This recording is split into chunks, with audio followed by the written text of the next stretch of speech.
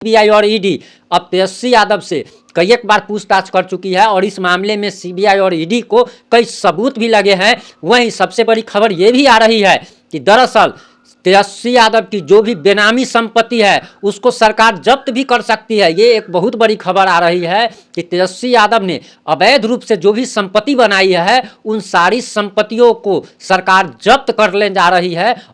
विगत 33 सालों में बड़े भाई और छोटे भाई ने बिहार को मजदूर प्रोडक्शन राज्य बना दिया था।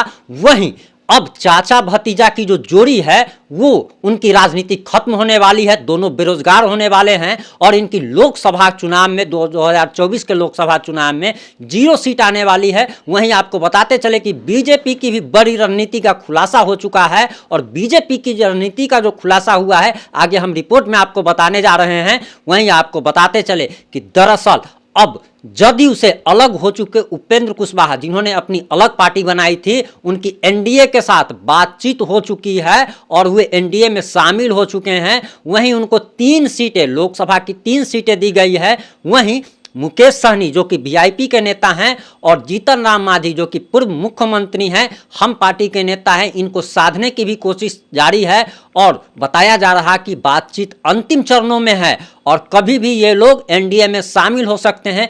एक तरफ एनडीए जहां मजबूत हो रही है वहीं महागठबंधन कमजोर हो रही है। वहीं आपको बताते चले कि दरअसल अब चुनाव के बाद, 2 लोकसभा चुनाव के बाद बताया जा रहा कि तेजस्वी यादव जेल में नजर आएंगे। उनको जेल भेजने की तैयारी जोरों शोरों से चल रही है। सीबीआई, बताया जा रहा कि सीबीआई उनको, उनके खिलाफ चार्जशीट दाखिल करने वाली है। वहीं एक खबर यह भी आ रही है कि दरअसल सीबीआई को और ज़्यादा मजबूत बनाने के लिए कानून पारित किया जा सकता है। दरअसल ये है कि सीबीआई को अनेक राज्यों में जाना पड़ता है तो वहां पर राज्य सरकारों से जांच के लिए अनुमति लेनी पड़ती है। अब इसी को लेकर सीबीआई को मजबूत बनाने के लिए एक नया कानून बनाया जा रहा है। वहीं आपको बताते चले कि दरअसल बीजेपी की बड़ी रणनीति का भी खुलासा हो चुका है कि वो आखिर बिहार में लोकसभा की 40 सीटें और पूरे देश भर में 300 से ज़्यादा सीटें कैसे जीतेगी। दरअसल बताया जा रहा है कि 2024 जनवरी 2024 में राम मंदिर का भव्य उद्घाटन होने जा रहा है। वहीं समान नागरिक संहिता कानून भी लाने की तैयारी की जा रही है।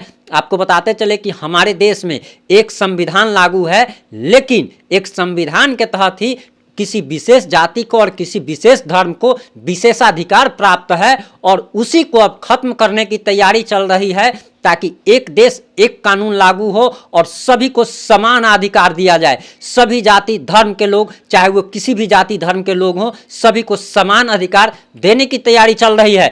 वहीं आपको बताते चले कि दरअसल जनसंख्या नियंत्रण कानून लाने की भी तैयारी चल रही है और 2024 के लोकसभा चुनाव से पहले ही समान नागरिक संहिता कानून और जनसंख्या नियंत्रण कानून लाने की तैयारी जोरों शोरों से चल रही है।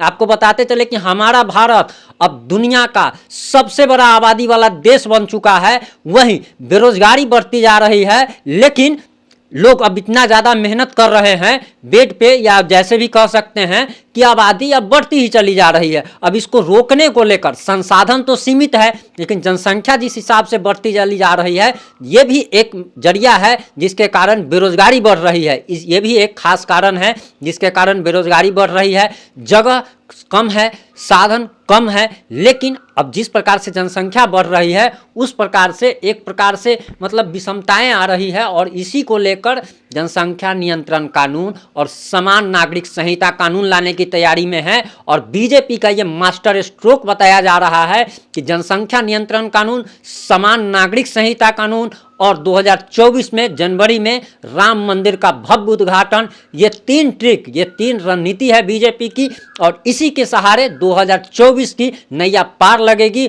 और नरेंद्र मोदी तीसरी बार प्रधानमंत्री बनने के चक्कर में है और उनको बनाने की तैयारी बीजेपी कर रही है।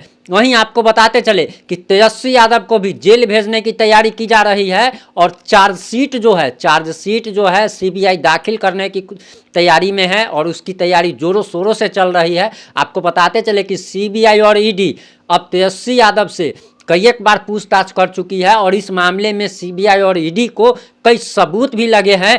वहीं सबसे बड़ी खबर ये भी आ रही है कि दरअसल तेजस्वी यादव की जो भी बेनामी संपत्ति है उसको सरकार जब्त भी कर सकती है। ये एक बहुत बड़ी खबर आ रही है कि तेजस्वी यादव ने अवैध रूप से जो भी संपत्ति बनाई है उन सारी संपत्तियों को सरकार जब्त कर ले जा रही है। और आपको बताते चले कि जिस प्रकार से उपेंद्र कुशवाहा हो, पशुपति पारस हो या फिर मुकेश सहनी हो, इन सभी को जो साधने की जो कोशिश थी वो बीजेपी की कोशिश सफल हो चुकी है। और बिहार में जो महागठबंधन ये कह रही थी कि बीजेपी को 0 सीट पे 0 सीट भी नहीं आ पाएगी, अब वही बीजेपी 40 की 40 सीटें जीतने जा रही है और महागठबंधन का सुपड़ा साफ होने जा रहा है। आपको बताते चले कि तेजस्वी यादव के बारे में कहा जा रहा था कि तेज रफ्तार तेजस्वी सरकार, वे जब तक सरकार में नहीं थे जिस प्रकार से लोगों के मुद्दे उठाते थे, नियोजित शिक्षकों के मुद्दे उठाते थे, बेरोजगारी को लेकर खुलकर बात करते थे,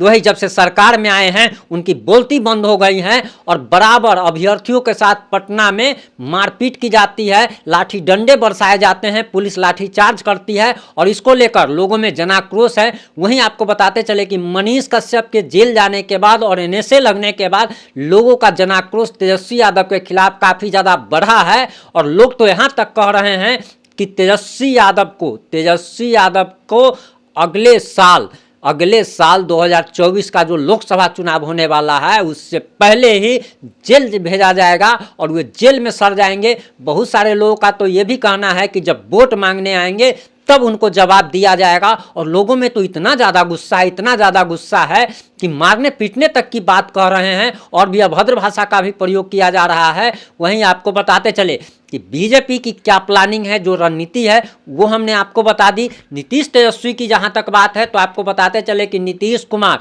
विपक्षी एकता को मजबूत करने के लिए लगातार विपक्षी दलों के नेताओं से मुलाकात कर रहे थे।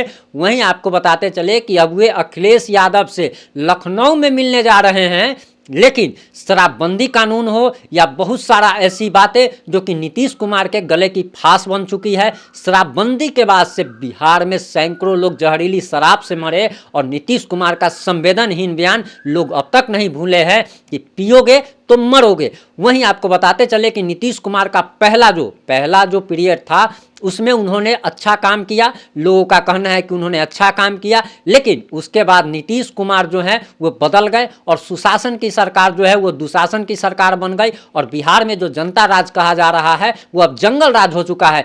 क्योंकि पिछले 7 से 8 महीनों में 4,848, ये तो सरकारी आंकड़ा है आपराधिक घटनाओं का, लेकिन आपको बताते चले कि 10,000 से ज़्यादा घटनाएं हो चुकी है।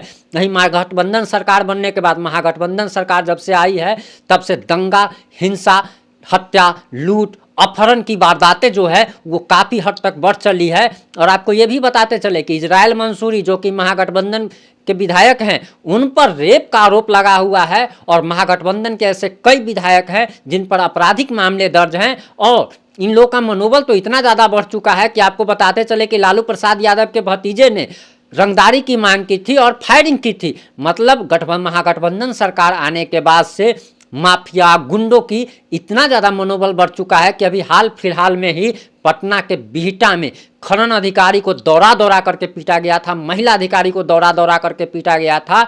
और आपको बताते चले कि दरअसल बीजेपी की रणनीति तैयार हो चुकी है कि 2024 का लोकसभा चुनाव जीतने की तैयारी जो है वो जोरों शोरों से चल रही है। और इसको लेकर समान नागरिक संहिता कानून, राम मंदिर और जनसंख्या नियंत्रण कानून, ये जो है ये 3 काम होने जा रहा है। और इसको लेकर बताया जा रहा है कि दरअसल बीजेपी बड़े पैमाने पर, बीजेपी की जो केंद्र सरकार है वो बड़े पैमाने पे रोजगार लाने के लिए और बेरोजगारी दूर करने के लिए काफ़ी सारे प्रयास कर रही है। और आने वाले दिनों में केंद्र सरकार की काफ़ी सारी वैकेंसीज भी आने वाली है। आप किस मुद्दे पर क्या राय है, आप अपनी राय कमेंट में जरूर दें। जुड़े रहें हमारे साथ। जय हिंद, जय भारत, जय बिहार।